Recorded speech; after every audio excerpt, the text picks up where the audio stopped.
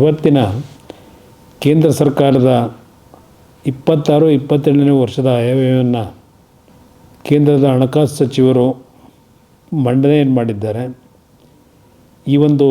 ಇವತ್ತಿನ ಒಂದು ಬಜೆಟ್ಟು ವಿಶೇಷವಾಗಿ ನಾನು ಕರ್ನಾಟಕದ ಬಗ್ಗೆ ಹೇಳ್ತಕ್ಕಂಥದ್ದು, ರಾಜ್ಯ ಸರ್ಕಾರ ಪದೇ ಪದೇ 14ನೇ ಹಣಕಾಸು ಆಯೋಗದ ಹಂಚಿಕೆ ಏನಿತ್ತು ಅದರಲ್ಲಿ 15ನೇ ಹಣಕಾಸು ಆಯೋಗದಲ್ಲಿ ನಮ್ಮ ಹಂಚಿಕೆಯನ್ನು ಕಡಿತ ಮಾಡಿದರು ಅಂತಕ್ಕಂಥದ್ದನ್ನು ಏನು ಹೇಳ್ತಾಯಿದ್ರು ಡಿವ್ಯಾಲ್ಯೂಷನ್ ಅಮೌಂಟ್ನಲ್ಲಿ.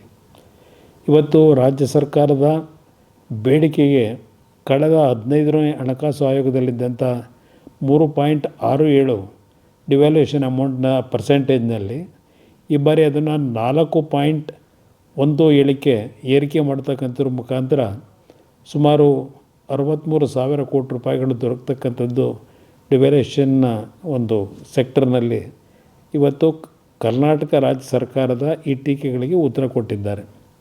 ಅದಷ್ಟೆಲ್ಲ ಇವತ್ತಿನ ಬಜೆಟ್ನಲ್ಲಿ ವಿಶೇಷವಾಗಿ ತೆಂಗು ಬೆಳೆಗಾರರ ಸಮಸ್ಯೆಯನ್ನು ನಾವೇನು ನೋಡ್ತಾ ಇದ್ದೇವೆ. ಹಲವಾರು ರೀತಿಯ ರೋಗದಲ್ಲಿ ಇವತ್ತು ತೆಂಗು ಬೆಳೆಗಾರರು ಸಂಕಷ್ಟಕ್ಕೆ ಒಳಗಾಗಿದ್ದಾರೆ.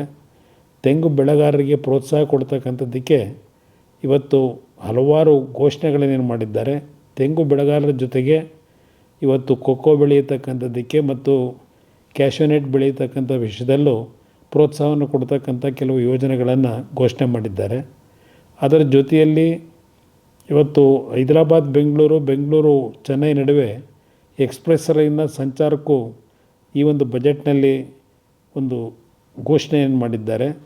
ಹೀಗೆ ಕರ್ನಾಟಕದ ವಿಷಯದಲ್ಲಿ ಏನು ಕೆಲವು ಕೊರತೆಗಳಿತ್ತು ಅದನ್ನು ಈ ಬಜೆಟ್ನಲ್ಲಿ ಆ ಕೊರತೆಗಳನ್ನು ನೀಗಿಸಲಿಕ್ಕೆ ಪ್ರಯತ್ನ ಪಟ್ಟಿದ್ದಾರೆ.